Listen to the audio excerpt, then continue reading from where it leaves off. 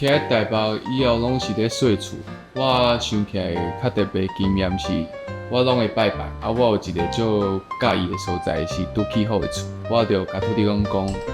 希望我有一天会使我入去遐住，我即马就真正住伫遐，我感觉足趣味的，即马马上就欢喜。我感觉细厝嘛是我家己的家，我伫外口做工课，我等去厝了后，我嘛想要放松，我感觉放松。的物件就是民筝，还佫有我最近嘛有咧学音乐，我有咧学吉他，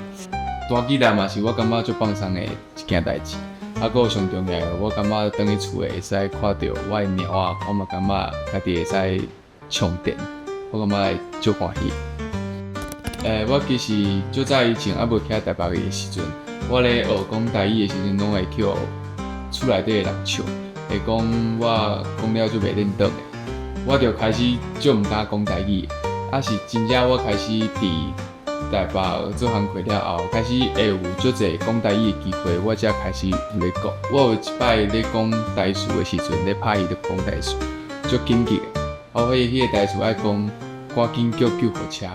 我爱念足紧的，毋过我一直拍甲念无好，我即摆想起来感觉真好笑，大家会使练习看觅。